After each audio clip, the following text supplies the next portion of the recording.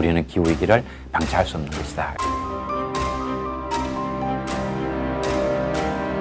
지금은 기후위기 비상 시기다.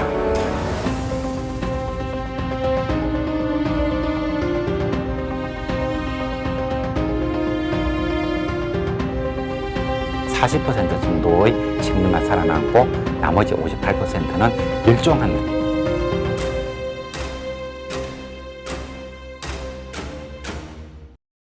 예, 이번 시간에는 2023년 펄펄 끓는 해수온도라는 제목으로 말씀을 드리겠습니다. 최근 그 언론에서 펄펄 끓는 해수온도 이런 제목으로 기사가 많이 나오고 있습니다. 그래서 해수가 펄펄 끓으려고 하면 해수도 물이니까 뭐 100도가 돼야 사실은 펄펄 끓겠습니다만은 그 정도는 아니지만 금년 2023년 해수 온도가 해수 온도 관측 역사 해수 온도는 전 세계에서 부위를 깔아가지고 전 지구 평균 해수 온도를 관측을 시작한 게 1981년 정도부터입니다. 그러니까 1980년 이후부터 전 지구 평균 해수 온도를 파악할 수 있는 체제가 만들어졌습니다. 그 이후로 가장 높은 해수 온도를 나타내는 거죠. 그런 의미에서 언론에서는 해수가 펄펄 끓는다 이런 그 기사를 내고 있습니다. 그 결과로 바다 해양 생태계 영향이라든가 전 세계에서 극한 고온 현상 이런 것들이 많이 발생하고 있습니다. 그래서 금년 2023년 해수 온도가 얼마나 높은 건가, 그리고 그 영향이 어느 항목에 얼마나 많이 미치고 있는가 이런 것들을 좀 소개 말씀드리도록 하겠습니다. 예, 발표 순서로서는 역사상 2023년도 해수 온도가 지구 평균으로 이렇게 계산을 해보면 가장 높아졌습니다. 그 이야기하고 그래서 이렇게 해수 온도가 높아짐으로써 그것이 어떤 영향을 미치는가, 크게 보면 해수 생태계에 큰 영향을 미치겠죠. 바다에 살고 있는 생물들은 온도 변화에 매우 민감하다. 육상에 살고 있는 생물들은 하루에도 우리도 보면은 일교차만 해도 10도 이렇게 나죠. 거의 뭐 모든 계절이 그렇고 일교차가 심할 때는 하루에 20도 정도 일교차가 나기도 합니다. 그런 상황에서도 육상 생물들은 살아갈 수 있지만 해양에 살고 있는 생물들은 일교차가 1도, 2도만 나도 거기에서 살아남을 수 없을 정도로 해수 온도에 굉장히 민감합니다. 그래서 금년에 아주 높아진 해수 온도가 해수 생태계에 어떤 영향을 미치는가 하는 이야기를 드리겠고요. 그리고 해수 온도가 높아지면 그것이 당연히 기후에도 큰 영향을 미칩니다. 그동안 겪어보지 못했던 본 적이 없는 그런 극한 기후 현상이 발생을 하게 됩니다. 이 두 가지 문제로 나누어서 이야기를 해보려고 합니다. 예, 먼저 첫 번째 이야기는 관측 역사상 가장 높아진 해수 온도 하는 이야기입니다. 여기 보면 이제 푸른 색깔로 되어 있는 것은 기후평년치, 해수 온도도 기후평년치라는 용어를 씁니다. 그 지난 30년 동안의 평균치에 비해서 수온이 낮게 형성된 곳은 푸른색, 그보다 붉은 색깔로 나타낸 곳은 해수 온도가 상당히 높은 곳이 되겠습니다. 그래 보면 저 고위도 쪽이라든가 아메리카 대륙에 이쪽에 캘리포니아에 있고 이런 것이죠. 그 태평양의 동쪽 해안이라든가 이런 곳에서 좀 수온이 낮은 곳도 보입니다만 거의 대부분의 그 해역에서 특히 여기가 아프리카 이렇게 있죠. 이런 근처에서는 해수 온도가 매우 높게 나타나고 있습니다. 그래서 이 가디언지가 4월 26일 날 보도한 것인데요. 전 세계 해수 온도는 금년 3월부터 급속히 상승하기 시작해서 한 달 넘게 고온 현상이 지속하고 있는데 이는 1981년 위성 부표 관측 이래 처음 있는 일이다. 1980년대 이후부터 우리는 위성 데이터라든가 혹은 전 해역에 설치한 그 부위자료, 부위라고 하는 것은 이 바다에 부표를 띄워가지고 거기서 수온을 측정하는 이런 그 기구를 이야기합니다. 이런 것들을 이용해서 전 세계 해수온도 분포가 어떻게 되고 있는가를 파악할 수 있게 된 이후 가장 높은 해수온도가 나타났다. 이렇게 보도를 하고 있습니다. 이게 이제 4월 달에 해수온도는 전 지구 평균 온도를 계산하게 되면은 4월 달에 해수온도가 가장 높게 나타납니다. 왜 그럴까 생각을 해보면 우리가 그 4월 달 같으면 아직 이 봄의 중간 정도입니다. 그래서 우리가 생각할 때는 해수 온도가 언제 높을까 하면은 한여름에 높지 않겠어 이렇게 생각할 수 있습니다만 지구를 잘 생각해 보면 바다는 남반구에 훨씬 많이 있고 북반구에 해수가 적습니다. 그래서 북반구를 많이 태양빛이 많이 내려 쪼일 때 해수 온도 상승이 매우 빠르겠죠. 그리고 그래서 겨울철에 남반구에 있는 해수 온도는 상당히 높아집니다. 그리고 춘분이 되면 이제 적도상에 태양이 오니까 적도에서부터 북반구 쪽도 이제 가열이 되기 시작을 하는 거죠. 그래서 그 다음에 춘분이 지나고 나면은 남반구 쪽에는 태양 복사 에너지가 적게 도달되니까 약간 냉각 쪽으로 가는 것이고 대신에 북반구 저희도 즉 북반구 열대해역, 아열대해역 이런 쪽이 태양 복사 에너지를 많이 받아서 가열이 됩니다. 그래서 그런 걸 다 종합적으로 생각을 해보면 4월 정도가 남반구에 있는 해수 온도가 높게 나타나고 북반구도 보면은 그 적도라든가 아열대 여기에 해양이 많이 있고 거기서부터 또 올라오면 중위도 이렇게 올라오면은 해양이 차지하는 면적이 상대적으로 저기도에 비해서 상당히 낮아지는 거죠. 그리고 하지가 되면 이게 북위 23.5도까지 태양 고도가 올라와 버리니까 태양 복사 에너지가 중위도 지역, 육상에 많이 내려오고 해양에 도달하는 복사 에너지는 적게 되는 거죠. 그런 걸 잘 고려해 보면 해양 온도는 4월 달이 가장 높겠구나 이렇게 생각해 볼 수가 있습니다. 그래서 해외 언론에서 4월 달에 뭐 해수 온도가 뭐 엄청 높다 하고 그다음 역대급으로 높다 이렇게 얘기를 하면 4월에 저렇게 온도가 높으면 5월, 6월이 되면 바닷물은 얼마나 더 높아질까 이렇게 생각하는 거는 착각이라고 볼 수 있는 거죠. 원래 해수 온도가 가장 높은 계절은 한 4월 정도가 되는 겁니다. 그리고 이때 금년 4월에 나타난 해수 온도는 과거에 해수 온도가 가장 높았던 때는 2016년이었습니다. 그때는 전 세계 해양의 평균 온도가 20도였다고 합니다. 그런데 올해 4월에는 그보다 0.1도가 높은 20.1도였다고 합니다. 그 차이가 0.1도밖에 차이가 안 나는 것 같지만 그게 지구 전체 표면적의 70%가 바다고 그리고 해양의 평균 깊이가 수천 메터 된 한 4천 메터 가까이 되죠. 이걸 생각을 해보면 물론 이 온도는 표층 온도입니다만 표층만 하더라도 깊이가 한 수십 메터 정도는 되죠. 거기에서 온도가 0.1도나 더 높았다는 것은 상당히 큰 차이라고 말할 수가 있겠습니다. 그 0.1도라고 하는 것은 우리가 요새 지구온난화 얘기를 하는데 지구온난화가 10년 동안 진척이 되면 평균 온도가 0.1도 정도 올라가거든요. 그렇게 이제 0.1도가 작은 것이 아니고 전체 평균 값에서 0.1도라는 것은 엄청난 차이다. 이렇게 이해를 해야 되겠습니다.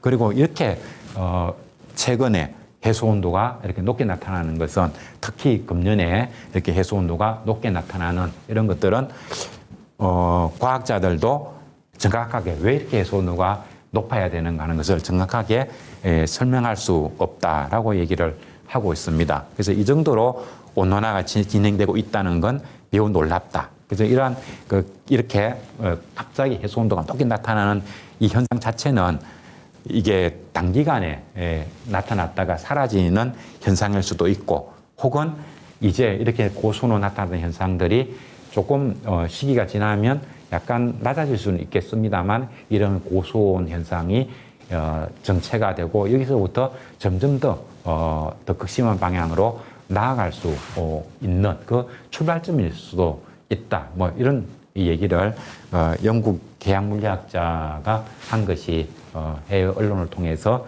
우리나라에도 보도가 된 적이 있습니다. 가만히 생각해 보면 뭐 당연한 이야기라고 그렇게 받아들일 수도 있겠죠. 근데 지금 우리가 우려하는 것은 이 해수 온도가 전 세계 해수 온도가 이렇게 높게 형성되는 것이 일시적인 현상이라기보다는 지금부터 해수 온도도 매우 빠르게 점점 더 이렇게 고수온으로 나아가지 않을까 이런 걱정을 많이 하고 있는 상황입니다. 그리고 우리나라에서도 높은 해수 온도를 걱정하는 이런 그 기사가 많이 나오고 있습니다. 여기 보면 이 그림 자체가 그 한국지역난방공사에서 이렇게 게시하고 있는 사진이었습니다. 그래서 펄펄 끓는 바다, 사라지는 물고기들 뭐 이렇게 나와 있죠. 그래서 해수 온도가 바닷물이 뜨거워지면 어떻게 되느냐? 당연히 뭐 열팽창이 생기겠죠. 그 열팽창이 생기면 해수면이 높아지고 요즘 이제 지구 온난화 문제 때문에 해수위 상승 이게 이제 큰 문제가 되고 있는데 이 해수위 상승 원인의 약 절반 정도는 그 만년설이 녹아서 담수가 바다로 흘러드는 그런 효과이고 나머지 한 절반 물론 절반 더 됩니다. 50% 이상은 해수 온도가 상승되면서 나타나는 열팽창 효과 이것이 해수위를 갖다가 높이는 효과라고 말할 수가 있습니다. 그래서 바닷물이 이렇게 뜨거워진다는 얘기는 해수면 상승이 보다 더 가속화 될 것이다. 이렇게 볼 수 있겠고요. 그리고 바닷물이 해수 온도가 높아지면 이것이 극지, 북극이라든가 남극에 있는 그 해빙을 더 많이 녹일 수가 있겠죠. 그래서 이 남극 같은 거는 이 지구 종말인 날 뭐 이렇게 하면서 보도하는 스위츠 빙상하는 것 그것이 녹아내리면 남극 지방에 쌓여 있는 거대한 그 빙상이 바다로 일시에 내려올 수가 있고 그러면은 해수위가 일거에 수메터까지 올라가고 그렇게 되면 지구상에 있는 그 보통 그 메가시티 거대한 도시들 이건 대부분의 해수위가 얼마 되지 않는 낮은 지역에 위치를 합니다. 예를 들면 뉴욕이라든가 런던이라든가 상하이, 방콕, 뭐 우리나라 인천, 서울 이런 게 부산 다 그렇죠. 이런 동경도 그렇고요. 이런 그 대도시들이 해수위 높아진 해수위에 잠길 수가 있는 겁니다. 이럴 때 이때 스위츠 빙하 이것을 우리가 우리 예상보다도 더 빨리 녹아내릴 수도 있다 하고 우려하는 것도 바로 바닷물이 좀 매우 빠르게 올라가고 있기 때문인 거죠. 그 뜨거운 바닷물이 빙상에 가서 다 계속 부딪히게 되면은 북극지방, 남극지방에 있는 그 빙상도 훨씬 더 빨리 녹을 수가 있습니다. 뭐 이거는 별로 어려운 얘기는 아니죠. 우리가 얼음을 녹일 때 그 뜨거운 물에 넣을수록 얼음이 빨리 녹는 그런 그 이치라고 말할 수가 있겠습니다.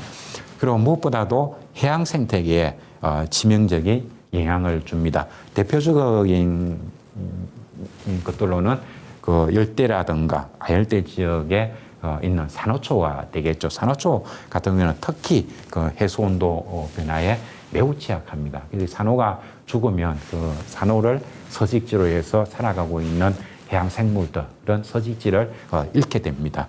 그것도 있고 그리고 해수 온도가 높아지면 그 높아진 해수 온도 자체만 하더라도 해양 생태계에는 매우 큰 위협이 됩니다. 그리고 네 번째 얘기는 해양의 용종 기체량이 감소한다. 근데 이건 우리가 뭐 중학교 때부터 과학 시간에 배우는 게 있죠. 그 물 속에 녹아 있을 수 있는 기체의 양. 이것은 수온이 낮을수록 매우 수온이 낮은 물에는 많은 기체가 녹아 있을 수가 있고 수온이 높아진 물에는 기체가 녹아 있을 수가 없습니다. 그래서 이게 콜라라든가 뭐 맥주 이런 것들도 온도가 낮아야 그 안에 탄산가스 같은 게 많이 녹아 있을 수가 있고 온도가 높아지면은 물 속에 들어가 있던 탄산이 대기 중으로 다 방출돼 버린 거죠. 그야말로 김 빠진 콜라, 김 빠진 맥주 이런 게 됩니다. 그런 것도 바로 그 해양의 용종 기체량 감소하고 같은 이치라고 볼 수가 있겠습니다. 즉 해수 온도가 높아지면 바닷속에 녹아 있는 이산화탄소가 지금처럼 그렇게 많이 녹아 있을 수 없는 거죠. 그래서 이게 수온이 높아진 것만큼 그 바닷속에 지금 녹아있던 이산화탄소가 대기 중으로 빠져나오게 됩니다. 그리고 해소 온도가 높아지게 되면은 또 용존 기체량이 적으니까 이 파도가 치고 이렇게 할 때 대기 중에 있는 이산화탄소가 바닷물에 고지돼서 바닷속에 많이 들어갈 수가 있는데 용존 기체량이 적으면 대기에 있던 이산화탄소가 바닷물에 녹아 들어갈 수 있는 양 자체도 줄어들게 되겠죠. 그래서 그거를 이제 가로로 해서 제가 설명을 했습니다. 해양의 수온이 높아지면 탄소 제거 기능이, 바닷물이 탄소를 제거하는 기능이 약화된다. 바다 해수는 1년 동안에 90기가톤의 탄소를 대기중으로 배출하고 92기가톤의 탄소를 포집해 갑니다. 인간이 대기중으로 배출하는 탄소는 1년에 약 9기가톤이죠. 그러니까 바닷물이 대기중으로 배출하는 탄소 양은 인간이 배출을 하는 탄소 양의 한 10배 정도 되는 것이고, 그 다음에 바닷물이 대기에 있는 이산탄소를 가져가는 양은 10.2배 정도가 되는 거죠. 근데 해양의 수온이 높아지면 바닷물이 바다에서 대기로 내뿜는 탄소 양은 90이 아니라 90보다 더 많아지고, 그리고 대기 중에 있는 이산탄소를 바다로 가져가는 양은 현재의 92에서 그보다 작아지는 양으로 줄어들게 됩니다. 그렇게 되면 결국은 그 해양으로 인해서 대기 중의 이산화탄소 양이 줄어드는 그 효과가 감소되는 거죠. 그리고 해수온도가 너무 많이 올라가게 되면 해양 자체가 지금은 자신이 1년 동안 90기가톤의 탄소를 내보내고 92를 가져가니까 2기가톤 정도를 대기 중의 이산화탄소를 제거시켜주는 이런 기능이 있습니다만, 해수온도가 점점 올라가면은 언젠가는 바다가 대기 중에 있는 이산화탄소를 가져가는 것보다 오히려 배출하는 양이 더 많아지는 시기도 올 겁니다. 그래서 결국 해양의 해수온도 상승은 대기 중에 이산화탄소를 증가시키는 쪽으로 작용을 하기 때문에 지구온난화를 가속화시킨다. 그래서 지구온난화가 가속화되면 바다는 더 뜨거워지고, 그러면 대기 중에 탄소 증가 효과는 더 커지고, 그러면 지구 온도는 더 많아지고, 그러면 해수 온도는 다시 더 많이 올라가고, 이런 악순환의 고리가 형성되게 됩니다. 그리고 해수 온도가 그럼 도대체 얼마나 많이 올랐느냐, 이런 자료가 있습니다. 여기 보면 이제 출처도 좀 나와 있죠. 그 1880년부터 2020년까지 지구 해수면 평균 온도 그래프 이렇게 돼 있는데, 이 자료를 정리해 보면은 산업화 이전 대비, 산업화 이전하는 건 해수 온도는 마찬가지입니다. 1900년대 이후가 되겠죠. 이 대비 현재까지 화씨 온도를 2.5도가 상승했다고 이야기를 합니다. 2.5도라고 하면은 화씨 온도는 그 섭씨 온도에 비해서 9분의 5 정도 되죠.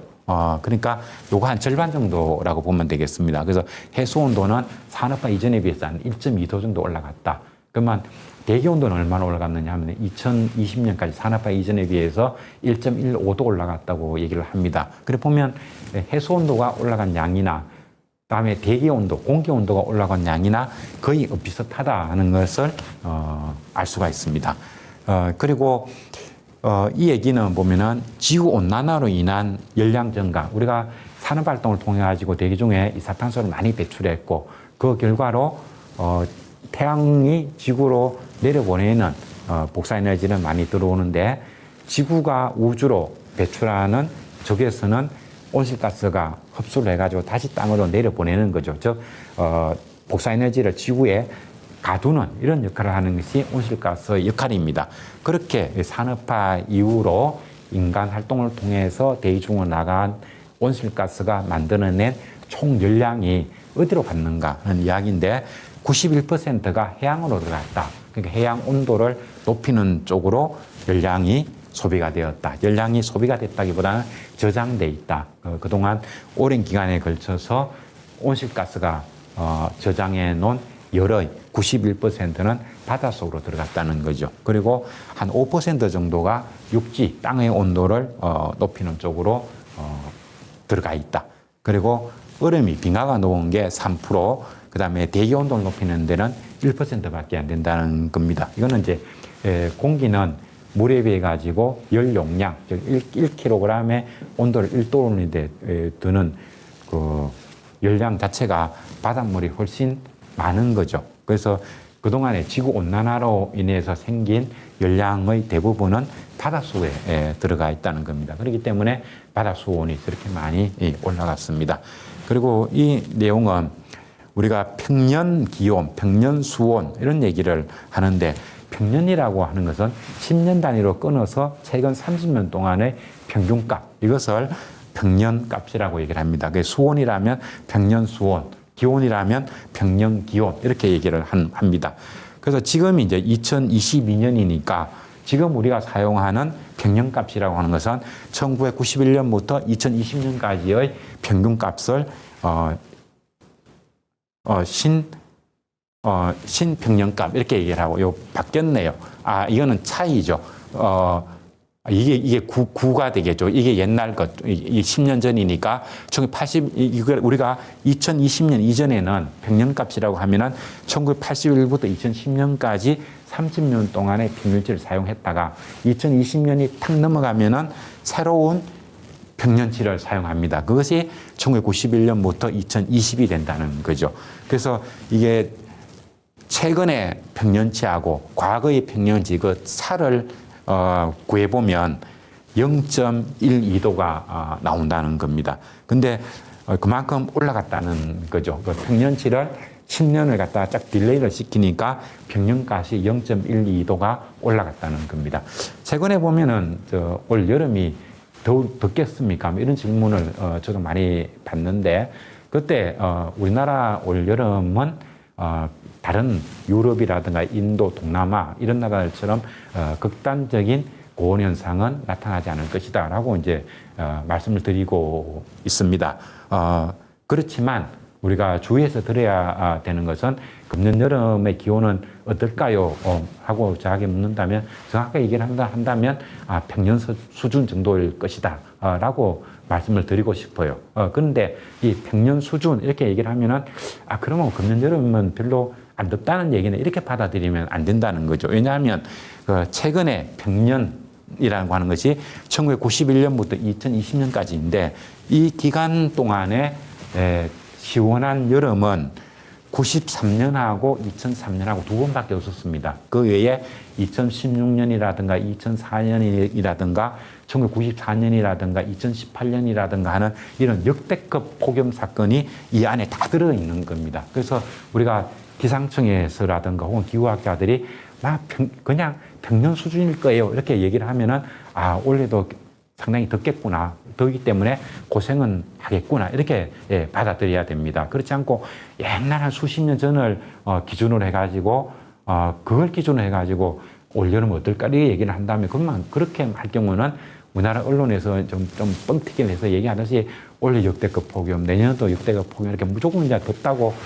말할 수밖에 없는 거죠. 그래서 이제는 평년 수준 하는 것이 아주 이 더운 그런 시기에 접어들었다 하는 것을 먼저 바탕에 깔고 얘기를 알아들어야 됩니다. 근데 우리나라 한반도 같은 경우도 보면은 우리나라의 기온 상승률이 지구 평균, 글로벌 평균, 지구 평균보다 한 2배 내지 3배 높다 이런 얘기를 하는데 해수 온도도 마찬가지입니다. 전 지구 온도가 이런 최근에 30년보다 하고 과거의 30년을 비교해 보면 최근 30년이 과거 30년보다 0.12도가 높은데 우리나라 주변에서는 이것의 2배인 거의 0.2도 이상이나 상승을 하고 있습니다. 그만큼 우리나라 연안에서 고수온으로 인한 해양 생태계 파괴가 우려되고 있고요. 그리고 우리나라는 전 세계적으로 보더라도 양식업이 굉장히 발달해 있는 곳인데 우리나라에서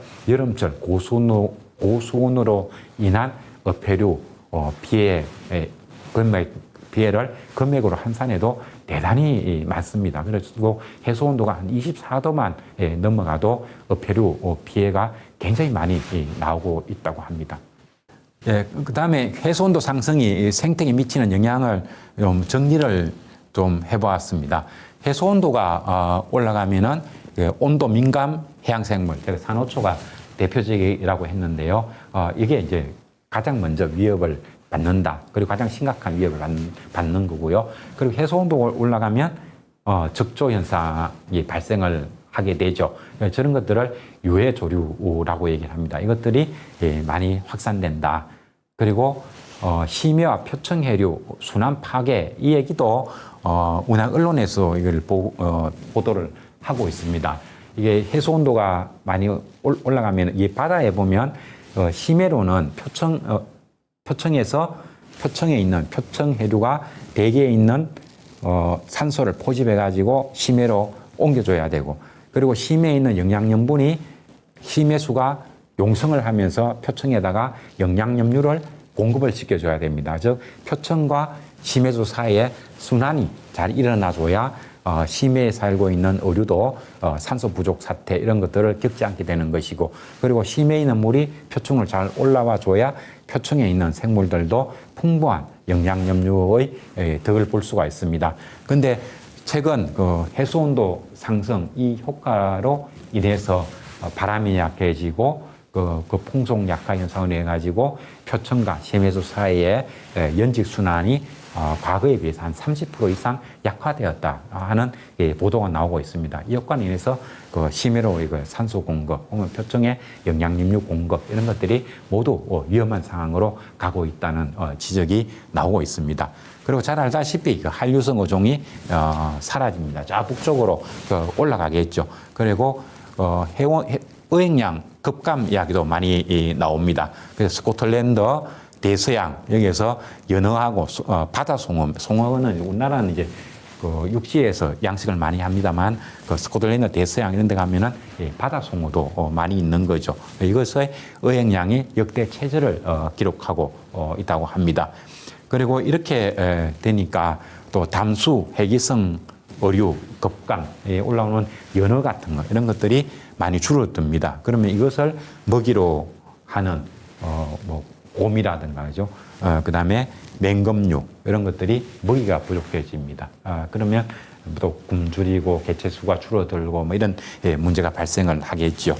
그리고 해양 수산물을 매개로 하는 박테리아 번성으로 건강 위협이 나옵니다. 우리나라도 여름철에 해수 온도가 높아지고 이렇게 하면은 어패류에서 비브리오균이 발견됐다든가 이런 얘기가 많이 나오죠. 이게 이제 해수 온도가 상승되만 될수록 박테리아가 번성되고 그것이 어패류를 갖다가 오염시키고 그것을 우리가 먹게 되면은 우리가 병을 앓게 되겠습니다. 그리고 폭염과 폭우로 연안 어업이 크게 위협을 하고 있는데 특히 우리나라에 이런 상황이 심합니다. 여름철 되면 우리나라 남해안이라든가 서해안 같은 데도 24도 이상 푹 올라갑니다. 그러면 그것 때문에 물고기들이 대량 폐사를 하기도 합니다. 그리고 온도가 높아지니까 폭우가 많이 쏟아지고 그것으로 인한 저염분 사태가 발생하는 거죠. 그러니까 바다에 염분 농도가 확 낮아져도 어패류 양식 같은 데서도 치명적인 피해를 받게 됩니다. 이런 피해가 매년 보고가 되고 있고 여기에 지급해야 될 보상금 이런 액수도 매우 빠르게 증가를 하고 있는 상황입니다. 특히 금년 6월 달에 우리나라 해수온도 우리나라 주변에 분포가 되겠습니다. 그다음 우리나라 쪽에도 벌써 해수 온도가 한 남해안 쪽 같은 데 보면은 20도 가까이 나타나는 걸 볼 수가 있는데 6월 달에 한 20도 되는 건 상당히 높은 거죠. 그래서 우리나라 해역 수온이 평년 대비 0.5도에서 1도 안팎으로 높을 것으로 전망이 된다.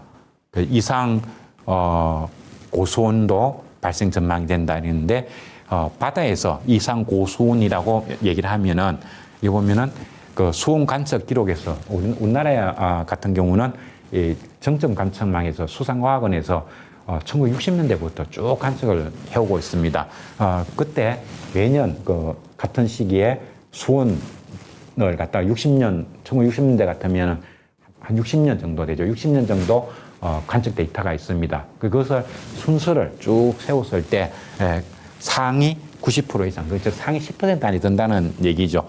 이런 해당 수온이 5일 이상 지속될 때 이상 고수온이다 이런 얘기를 합니다. 우리가 폭염 같으면 공식적으로는 한 15일 이상 유지될 때 국제적으로는 그때 이제 폭염이라 하는 거고 6월 중순에 서울에서 한 2, 3일 정도 35, 6도 막 온도 올라가고 이것은 원인은 그 동해안에 있는 오측에서 온 찬 공기가 태백산맥을 넘어오면서 일으킨 팬 현상, 즉 높새바람으로 인한 고온이었는데 이렇게 이제 한 2, 3일 정도 일어나는 것은 또 우리나라에서는 33도 넘어가면은 폭염 이런 얘기를 하는데 국제적으로는 한 15일 이상 유지될 때 폭염 현상이 발생했다 이렇게 얘기를 합니다. 그리고 우리나라에서 지난 11년 동안 양식 수산물에 가장 큰 피해를 준 게 고수온이고 연간 보면은 평균해도 1,200억 이상의 피해가 발생을 했다 이렇게 되죠. 그래서 해양에서 폐류 피해 액 중에 그것을 가져오는 요인으로 가장 큰 게 수온이 높아지는 고수온 현상이었다는 겁니다. 그리고 원래 이렇게 수온이 저렇게 높은 이유는 대만 난류, 이게 쿠로시오가 일본 열도로 쭉 지나가고 거기서 조금 물이 갈라져서 우리나라 남해 안으로 거쳐가지고 저쪽에 동해를 빠져나가는 이걸 이제 대만 난류 이런 얘기를 하죠. 이게 이제 예년에 비해서 굉장히 강하게 나타났다. 올해 금년엔 강하게 나타났다는 얘기고, 그리고 올해는 이제 슈퍼 엘니뇨로 넘어간다. 이걸 우려하고 있습니다만은 엘니뇨로 넘어가는 건 아마 6월 말에서 7월 초 이 정도 된 것 같고, 지금 해수온도를 보면은 엘니뇨 현상이 이게 발달로 가고 있다는 것을 아주 또렷하게 볼 수 있을 정도의 상황이 되고 있습니다. 그렇지만 한 4월, 5월, 6월까지만 하더라도 지난 3년 동안, 그러니까 2020년부터 금년 초까지 이어졌던 3년 연속 라니냐 영향, 이것이 계속 지속되고 있었기 때문에, 그러니까 엘니뇨가 되면 동부 태평양, 미국 쪽이 높아지고 서쪽에서는 수온이 낮아져야 됩니다만은, 이게 엘니뇨로 가는 거는 금년 중반 이후이고, 그리고 금년 상반기에는 그동안 이어져 왔던 라니냐 현상 때문에 서쪽에 인도네시아나 필리핀, 우리나라 쪽 이쪽의 수온이 높은 상태 그대로 유지가 되고 있었다는 거죠. 그래서 금년의 경우에는 후반기로 가면은 라니냐 영향이 엘니뇨 현상이 뚜렷하게 나타나게 되는 것이고, 금년 상반기에서 한 7월 이때까지는 그동안 이어져 왔던 라니냐의 영향이 또 또렷하게 나타나는 이런 특성이 있습니다. 그래서 2023년의 경우에는 상반기에는 라니냐적 특성, 그리고 후반기에는 엘니뇨적 특성이 강하게 나타나는 이런 좀 특이한 기후가 나타날 것으로 보이고, 그것으로 인해서 우리가 그동안에 좀 겪어보지 못했던 이런 현상들이 전 세계적으로 많이 발생을 하고 있고 앞으로도 발생할 것으로 전망이 됩니다. 그 다음에 보면 해수온도의 기후에는 어떤 영향을 미치느냐 이런 얘기인데, 해수온도가 높으면 물의 증발이 많이 발생을 하게 되니까 이것이 한 군데로 몰려가서 집중호우를 만들어낸다. 대기의 강 이런 얘기를 많이 했는데, 우리나라에도 저런 현상들이 만들어지고 미국의 폭우라든가 어떤 나라든지 간에 그동안 볼 수 없었을 정도 마치 하늘에 구멍이 났다 뭐 이런 표현을 쓸 정도로 어떤 곳에 집중호우가 쏟아진다면, 그렇게 되면 이게 하늘에 이 대기의 강이 만들어졌구나. 어떤 수온이 매우 높은 그런 해양에서 많이 증발된 그 수증기가 어떤 특정 지역에 가서 비로 쏟아붓고 있다는 그런 말이 되겠습니다. 그것을 대기의 강이라고 얘기를 합니다.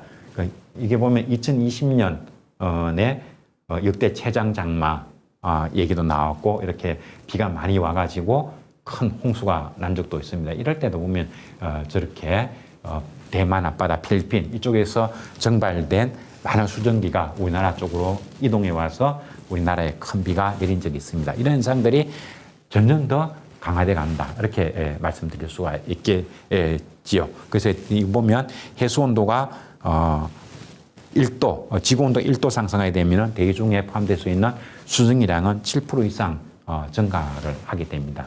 그만큼 비가 왔다 하면은 정말 우리가 두려움에 떨 정도로 큰 비가 오게 되는데, 이것도 해수온도가 높게 나타나는 것에 원인이 있습니다. 그리고 수온이 높아지면 당연히 슈퍼태풍을 만들어냅니다. 이 그림에 보면은 슈퍼태풍 네파탁 뭐 이런 게 나오는데, 이 원인이 무엇인가 얘기할 때는 당연히 해수온도가 높기 때문이다. 이렇게 얘기를 합니다. 금년 5월에 마와르라고 하는 태풍이 만들어져 가지고 일본 먼 바다로 일본 남쪽 바다로 지나가면서 일본에서 한 32명 정도의 사망자를 낸 태풍도 있었죠. 이게 이제 어떻게 5월에 이런 슈퍼 태풍이 올 수 있느냐라고 얘기를 할 때도 금년 4월, 5월 이때 수온이 해수온도를 갖다가 본격적으로 관측을 하기 시작한 1980년 이래로 가장 수온이 높게 형성되기 때문이다. 이렇게 말씀드릴 수가 있겠습니다. 이렇게 이제 해수온도가 많이 높아진다는 것은 무서운 태풍이 만들어진다. 그리고 무서운 태풍이 만들어진다는 것은 결국은 우리가 상상 그 이상의 그 인명 피해 그리고 재산 피해를 가져온다는 말이 되겠습니다. 그리고 이 살펴보면은 강풍, 슈퍼 태풍이 만들어지면 뭐 어떤 피해가 있느냐 얘기를 하면 이제 많은 비로 인한 피해도 되겠습니다만 태풍 하면은 이 강풍이 정말 무섭죠. 물론 비도 무섭습니다. 근데 풍속별 위력 이렇게 보면은 한 50m, 풍속 50m 정도 되면 콘크리트 건물이 무너질 수 있고 초속 60m 정도 되면 철탑도 바람에 의해서 휘어집니다.